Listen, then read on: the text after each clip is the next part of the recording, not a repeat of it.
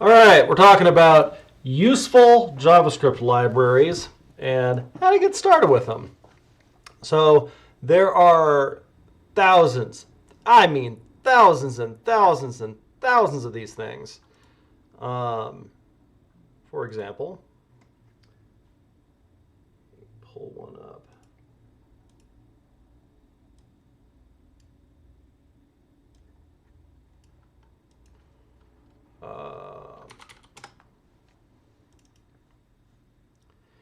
Yeah, there you go. Knocking on 2 million. And that's just an NPM. NPM isn't the only JavaScript library repository. But it's an awfully big one. And so over on the side, we can see some of the most popular stuff out there. Lodash up top. That's going to be one of the ones we're going to talk about.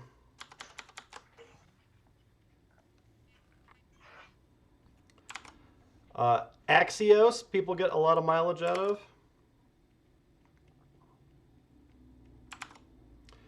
of. Moment is kind of a piece of crap, but it's sort of in the process of being replaced right now by a thing called Date Fns. So those are all super popular, and one that you will inevitably run across. There's no reason anyone should use it for anything new, and that's been the case for a long time. Jquery. All right, so we're going to talk about these four a little bit, and hopefully that'll give you an idea of like the pattern of use on these kinds of things. All right, so let's start with Lodash. Lodash is a utility library. Most languages have some of these. Some of them like kind of build them into the language itself. That's the case with Python and C and PHP, a couple of others. Ours in JavaScript comes in through a package. So what it is a collection of, let's call it like 200-ish just standalone functions. And they're for things that like you probably have to do all the time. Like, for example, calling something a certain number of times. You want to call this 3 times. You want to call that 4 times. Like that's an example. Or camel casing something. There's no way to do that built into JavaScript. But there is in Lodash. Or kebab casing. I'm going to take a string in and make it kebab cased. There's a built-in function for that. You should absolutely not write that logic yourself. Things like random. Give me a random number between 0 and 5. Don't write that logic out. Just use Lodashes. Or a good one that I used, Kyle, was the sample size one. Yep. And the shuffle. Those were so helpful for me on my array work. Totally. So random gives you a number between 2 things. Then there's also sample, which gives you a random element from an array. Or shuffle, which mixes things up. You can do all of this stuff in JavaScript. In fact, you can even look at how they did it. You click on source.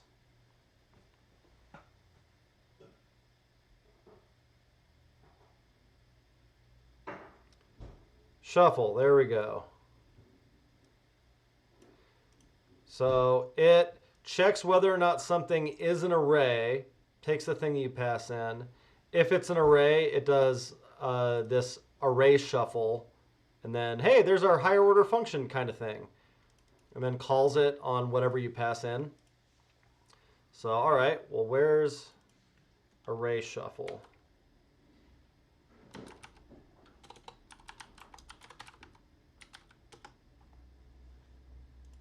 Shuffle self with a copy of the array. All right, what's shuffle self?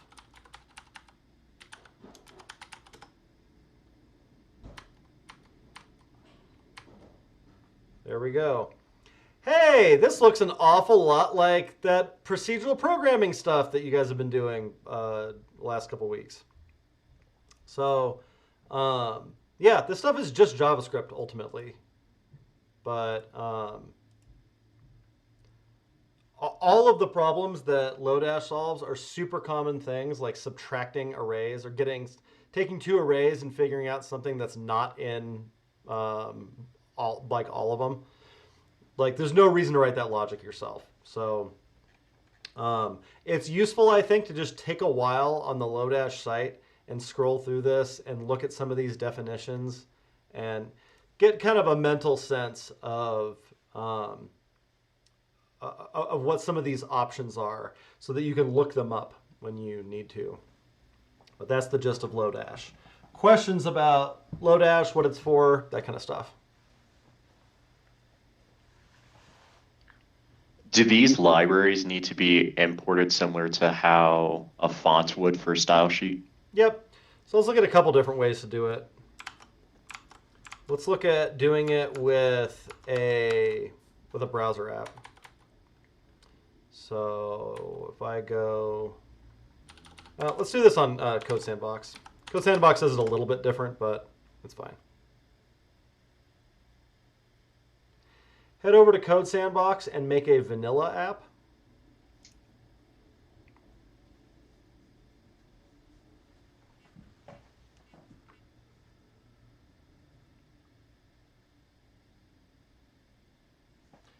And delete all the stuff in the JavaScript file. And then take a second to get caught up. Your screen should look like my screen.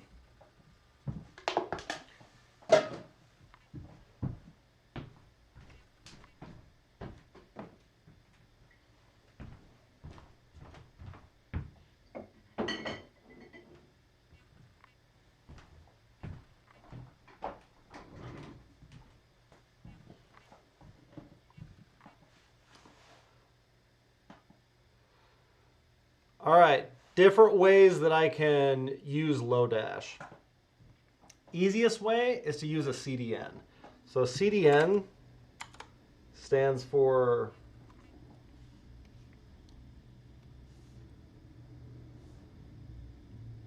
Content Delivery Network, which is a fancy way of saying somebody else holds on to the files and hosts them for you. It's static hosting. So if I CDN Lodash, you should do the same. And let's take a look at JS Deliver. You see there's a bunch of them.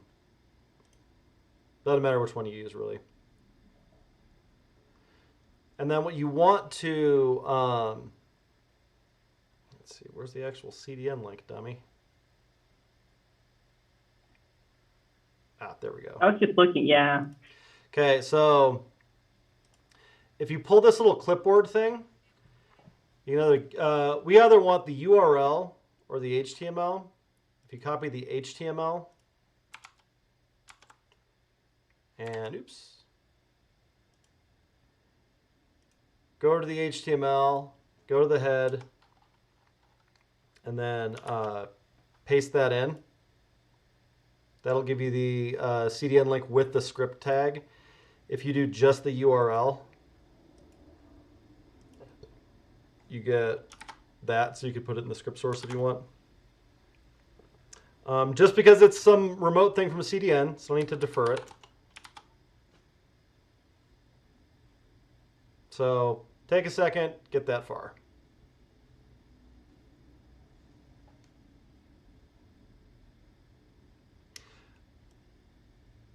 While you're at it, we're grown-ups. Let's put this script, move it from the body up to the head. Defer that also.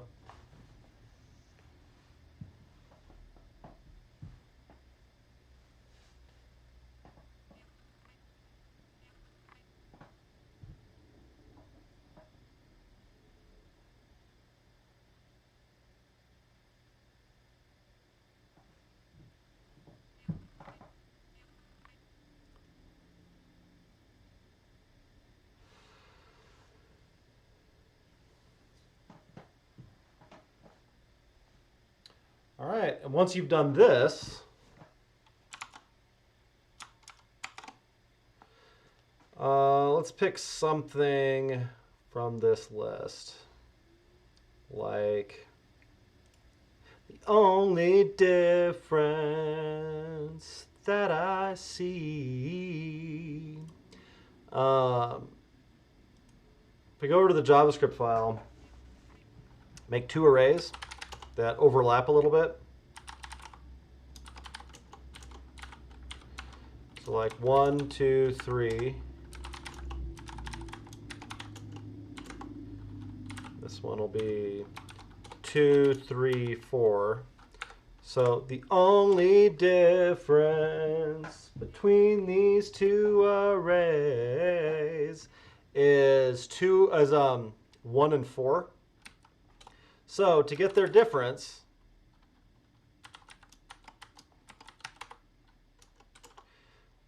underscore dot difference array 1 array 2, like that. And then let's throw that on the page. So there's already an element on the page that we can use with an ID of app. And so let's map through not in both.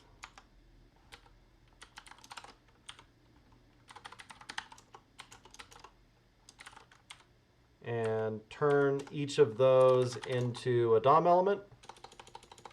So do like document.create element p, and set the text content to the number.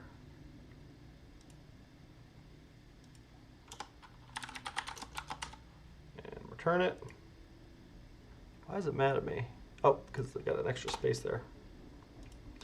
And then let's each do those.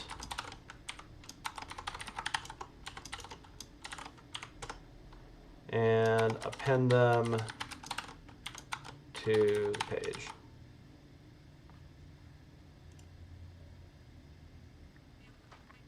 Oh, weird. Why did I only get 1?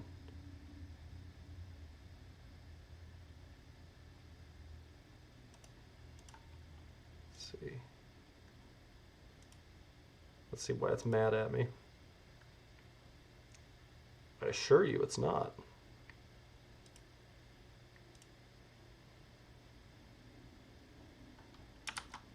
Saved, saved. Ooh, I wonder. Let me try something real quick. Does it need me to not defer the load of those and put them both in the body? It might. Hang on.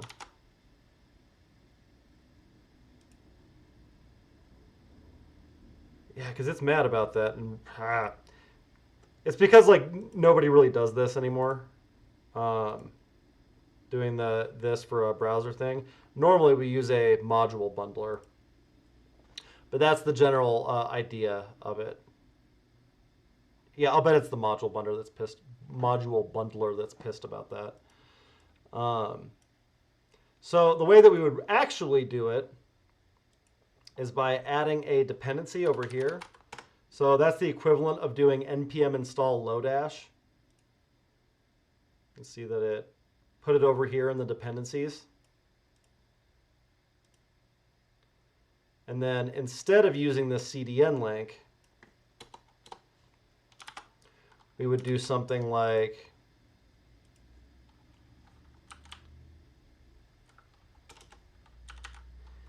import underscore from Lodash.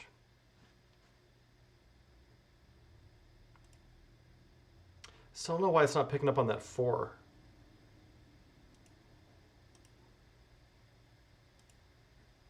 Let's take a look at the docs. Creates an array of values not included in the other arrays. How strange. Wonder if I change them to something else. Those 1, 2, 3, 4. Does 3 make it in there too? Wonder if I'm overwriting myself. Not in both. Let's try logging not in both.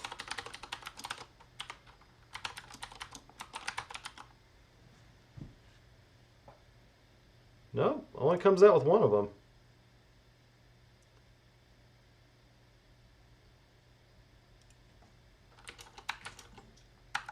What's strange is if you add a 1 to the array number 2 after the number 4, it takes away that 1. But if you add any other number, it still doesn't include those like before. Oh, I wonder if the order is significant on it. Yeah, apparently it is. Weird. What if I do intersection? Intersection is the opposite of difference. So if I do intersection. Yeah, 1 and 2 are in both of them. What about 6? Yeah, see, that one's working right. I don't know. Maybe I'm misunderstanding difference. But that's the idea behind Lodash, and like that's how you normally use it. Is you'd npm install it, and then import it in. And since this doesn't start with a dot or a dot dot, it looks in the npm modules for the file. If I want to pull out a specific thing, I can do that too. So like instead of doing underscore and then doing underscore dot intersection, I can import just intersection like that and like that. Still works.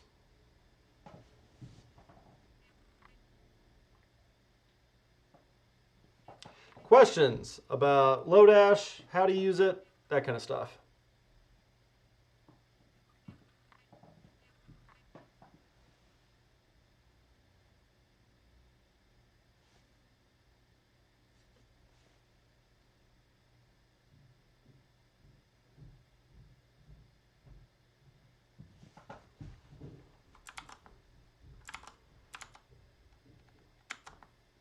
All right, that's what Lodash is all about.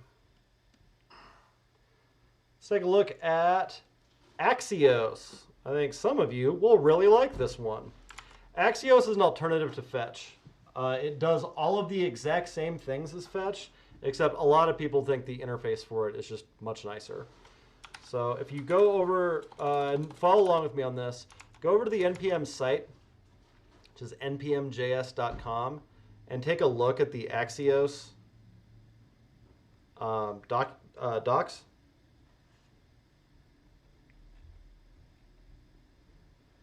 And this is the case with basically any major NPM package. Is going to this page will have everything from how you install it to how you set it up to what it looks like when you use it and all that kind of stuff. So, hey, it even gave us some CDN links to use. If we go over here and add Axios as a dependency,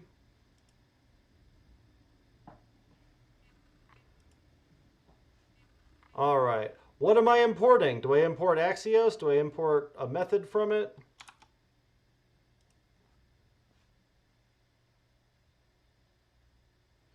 Okay, so it looks like I import in the entire thing. They're using the require syntax there because this usually gets used in Node a little bit more, but works the same way. So we can import Axios from Axios. And then let's say I wanted to request a Pokemon and put it on the page. We should be pretty good at that by now. The Axios way to do that is instead of fetch, do axios.get pokeapi.co/api/v2/Pokemon/Pikachu. I dot then off of that, Now in fetch, ordinarily I'd be parsing the response. Axios takes care of all that part for you. So what you get is the response, and then Pikachu is going to be in the response.data. And then I can do something like make an image.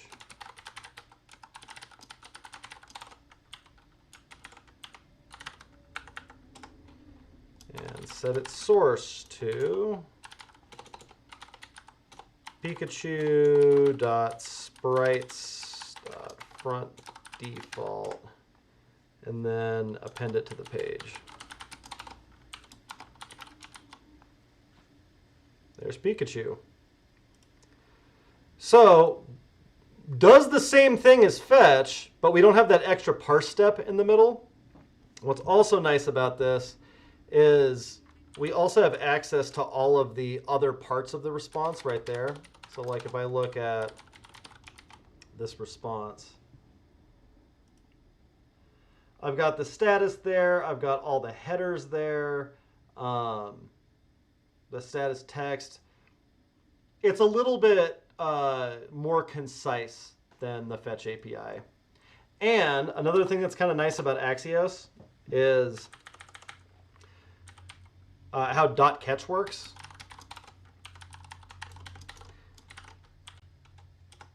Because we do all the same stuff that we would do with fetch.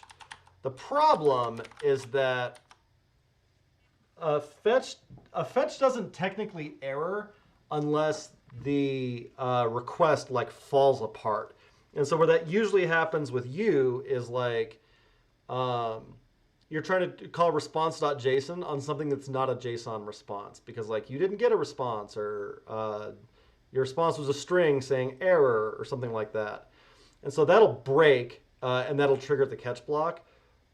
But Axios will consider it a failure if it gets a 400 or a 500 response. Not the case with fetch. If it successfully gets a 500 response back, that's not an error. It is with Axios, which I think is more that's how more people think of how that should work.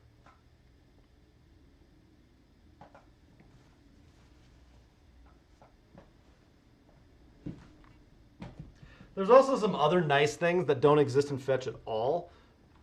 The coolest of which is, I think,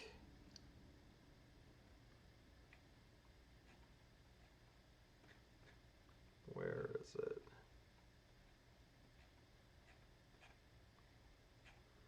Response interceptors.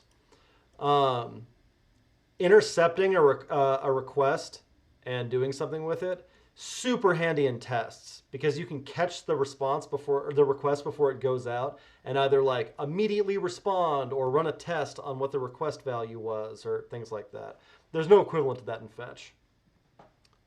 So it's kind of like supercharged HTTP request. Questions about Axios?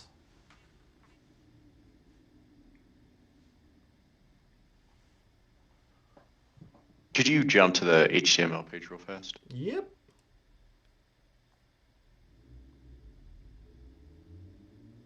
So how was it that you imported Axios? I added it as a dependency here. That's how you do it in Code Sandbox. Locally, the exact same thing is just npm install Axios. I see. Okay, and then thank you. You can import it that way.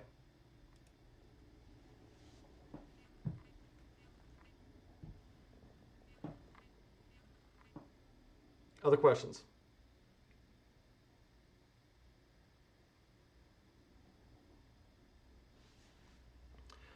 All right, let's take a look at Moment and Date Fns. So Moment, if I add that one as a dependency,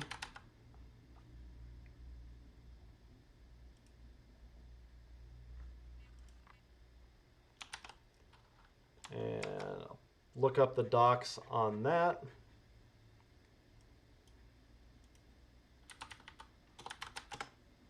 So Moment is all date utilities. So head over to the documentation. Look, even they say it. Legacy project and maintenance modes. Most cases you choose a different library. It's not good. And so there's a whole thing about it. And a whole bunch of articles they're linking to for why you shouldn't use it. All right, so the one that I recommend that you use instead is called Date Fns.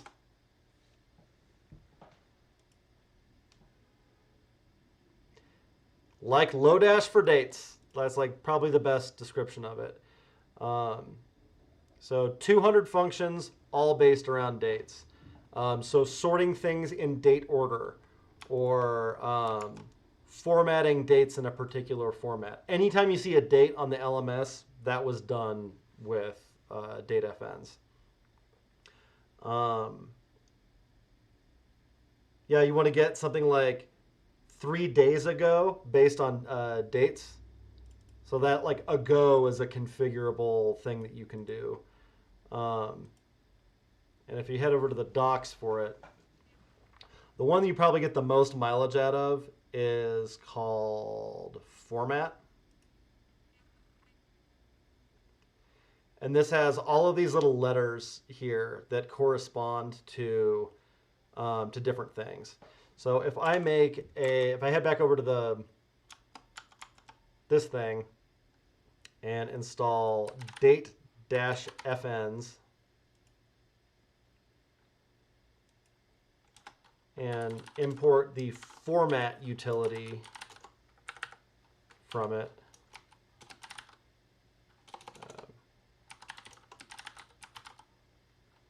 Oops, come on, dude.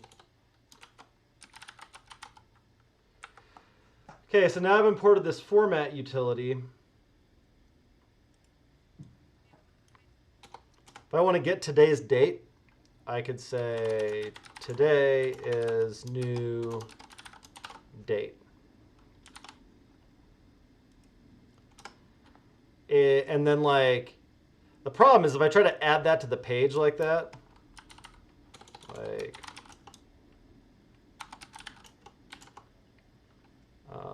document create element p. Oh, we actually have a semantic element for that. If I do like date.textContent equals today, oh, and then append it to the page.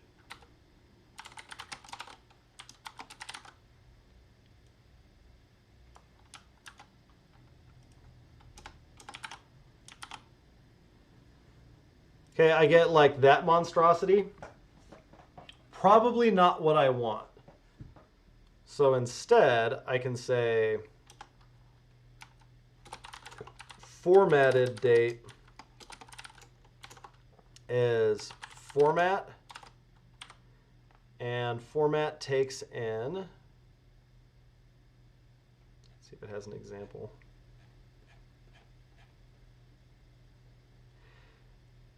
An instance of date, and then one of these strings.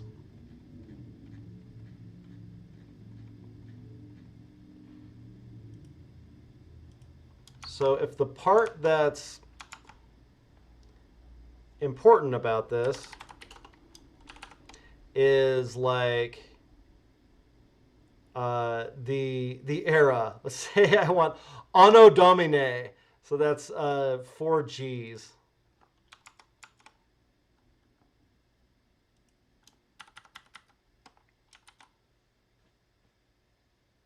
And then make this the formatted date instead. Okay, now that has that. All right, what else do I want in there? I want the year. Last couple numbers of the year, so that's YY. Then I can also say like YY. And then if I want anything that isn't one of the reserved characters for the dates, you can just put in there. So if I want that, oops, maybe. Got mad about that. What if I do a typographer's quote?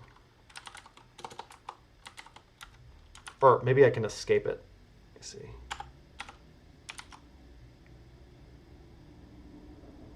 Oh, still didn't like it. Let's see. Typographer's quote.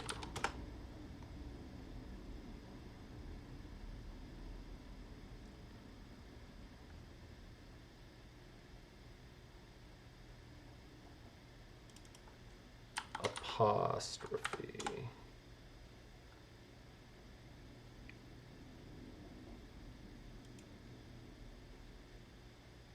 Oh, good gravy. Come on, DuckDuckGo.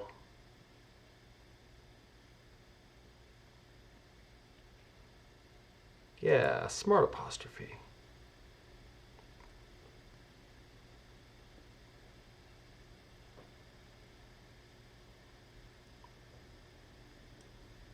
There we go. All right, so if I grab one of these and put it in there, hey, there it is. Or if I also want to have it say Tuesday. So the whole word is 4 E's.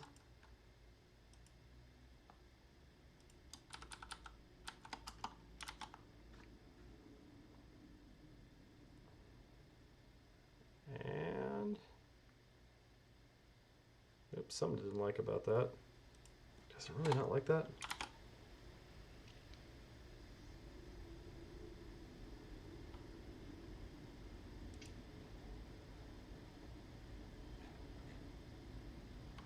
It was 4 E's, wasn't it?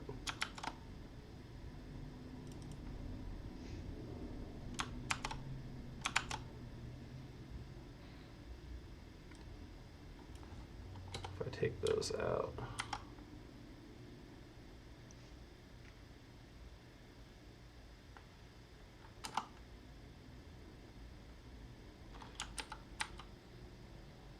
Something else that just does not. There we go.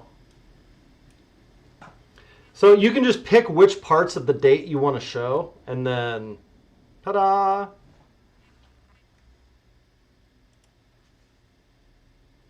So on the LMS,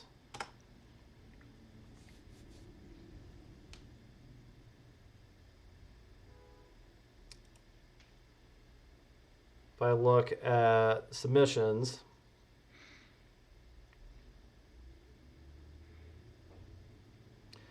so like that 10:08 a.m., all of that is like Date Fns formatting.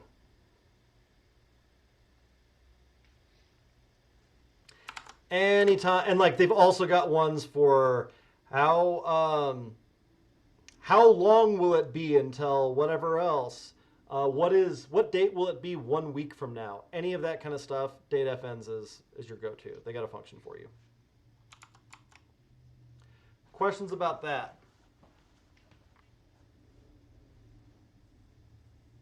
Why didn't you tell me this 2 websites ago? I told you with Gilded Rose, you didn't have to use actual dates. You could just use numbers. I had already finished Gilded Rose, but by the time you told us that. Well, there you go. And I'm in the middle of putting dates in there right now. Yeah, there you go. There's a collection of awesome utilities for you.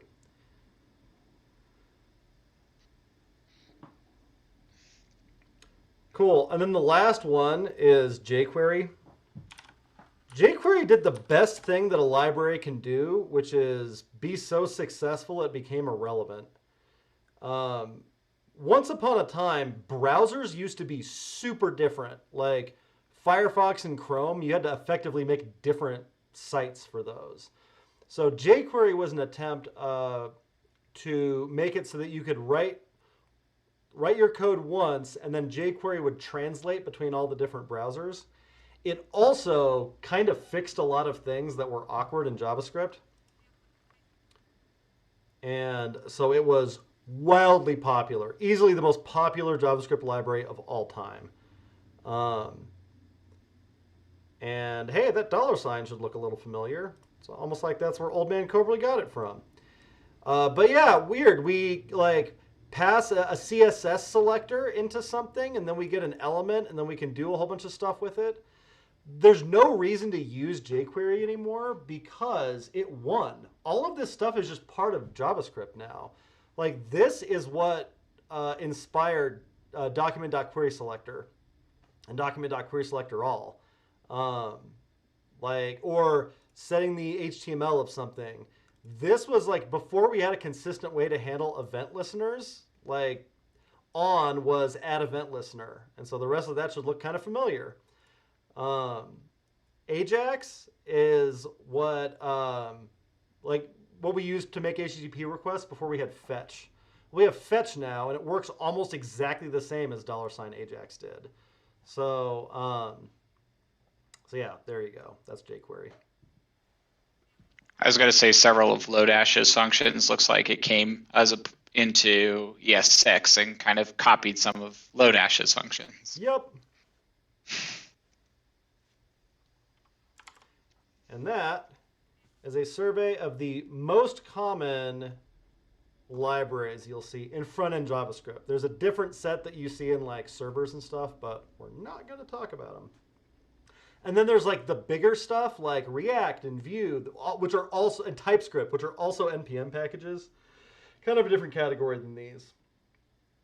But you can find these for everything from, so like all of the content for the whole program is stored in GitHub. I use a GitHub NPM module called OctoKit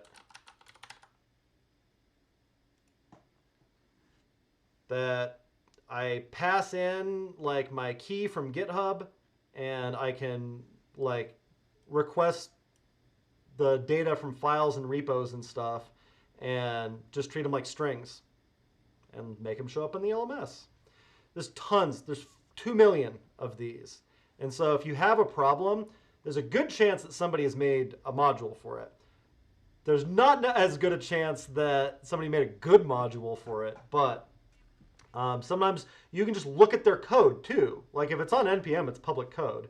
And so you can go to the repository and go, all right, well, they totally fucked this up. Let me take a look at their code and get some ideas about how I might be able to do it better. Ta-da!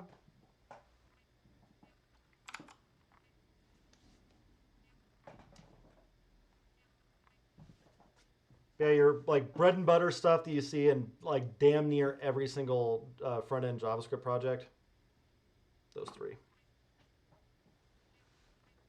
How often will these libraries import other libraries? Almost exclusively. Now, Lodash in particular prides itself on not having any dependencies. So, like, if I make a new node project,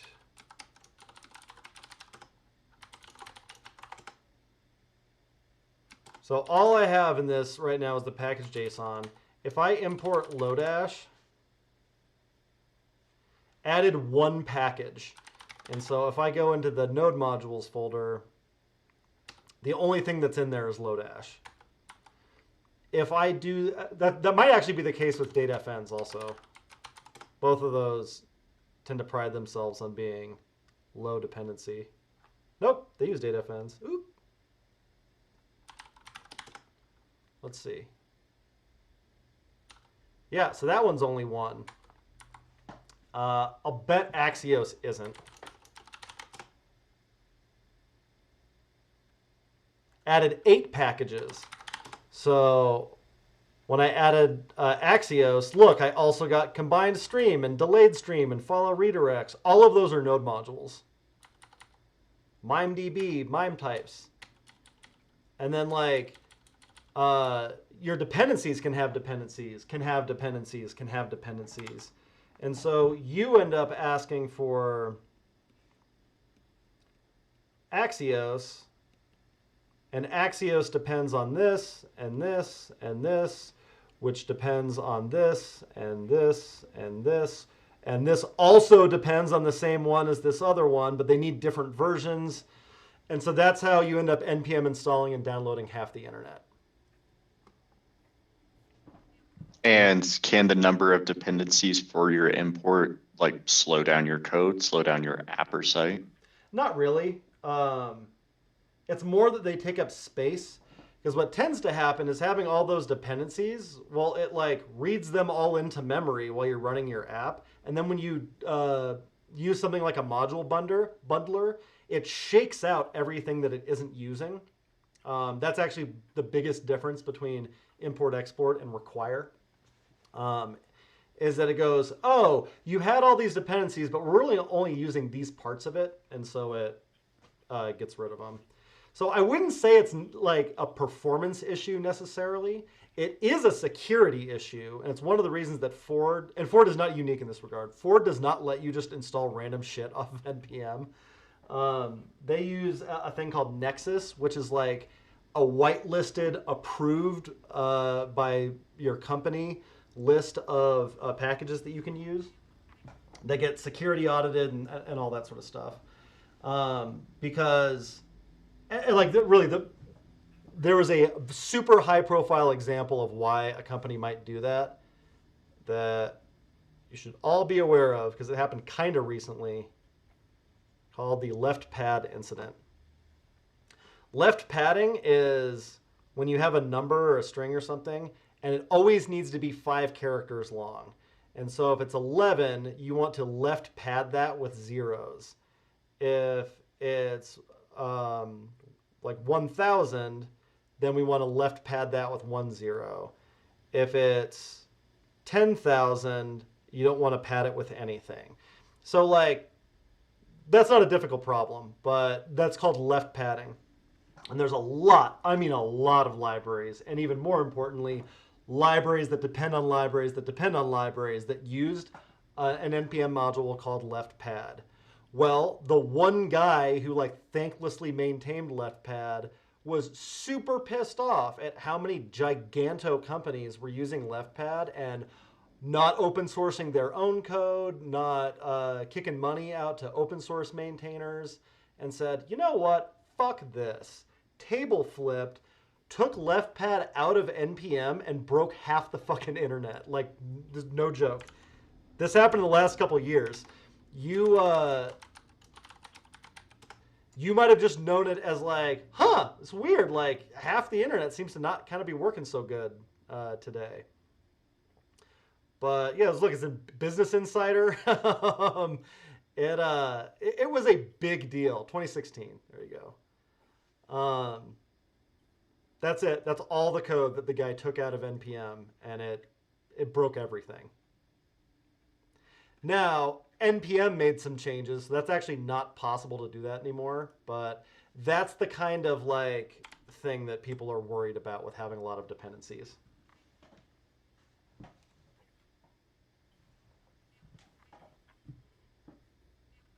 So knowing that you don't particularly like it, Bootstrap would be another library that would be something a lot of people use, right? Yes. So, but that one's probably not in NPM, or at least like maybe only the JavaScript parts are.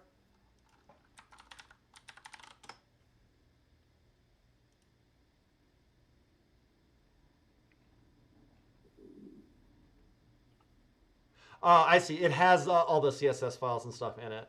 So yeah, you could get it that way.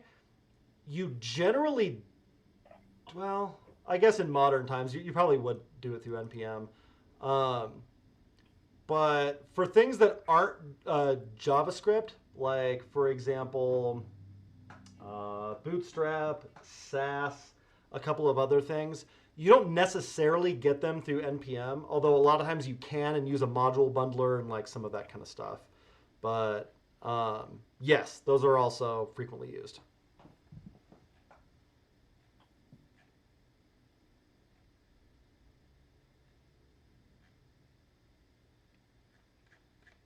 Other questions about modules, libraries, that kind of stuff? Not a question, more of a comment. Yeah. Like, this stuff is so cool. Isn't it? Yeah, like, and I'm assuming people have to maintain this, which is even more wild to me. So yes. No, it is. There is like a community, relatively small one, that keeps everything going. Lodash, thanklessly maintaining, or not Lodash, XKCD.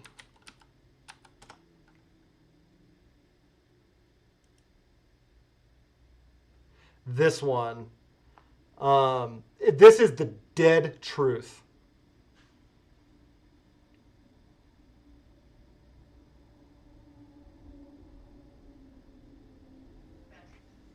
Yeah, that I can definitely see that. And I'll say, like I said to everyone else, Lodash helped me so much on my production website. Pretty excited to see how I can incorporate these other ones. So I appreciate you sharing them with us. Awesome. Anything else? I have one random quick question just based on this meme. Yeah. So what happens if that dude in Nebraska stops maintaining it? So everything around it collapses until someone else puts a different dependency to prop up the rest? So the good news is like the change that NPM made to stop leftpad from happening again is that the stuff is immutable now. What it was doing before is that NPM was mostly just a pass through where like everything you see on this page, that's NPM. The code is all kept on GitHub, and so when you NPM install something, it would just send you over to GitHub. The problem is that if that GitHub gets taken down, oops, the install doesn't work anymore. So what NPM changed is they cache those now. So like this version 5.1.3, if Bootstrap takes that site down, 5.1.3 is still on NPM. You wouldn't get any new versions of it, but like that gives people time to like make a replacement. But yeah, that's how that gets handled now.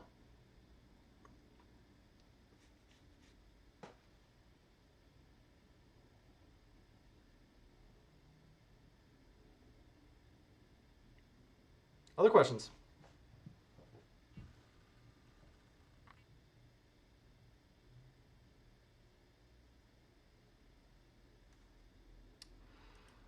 All right. I'm going to bump the 12:30 lesson to the other side of testing, so enjoy lunch. Cheers.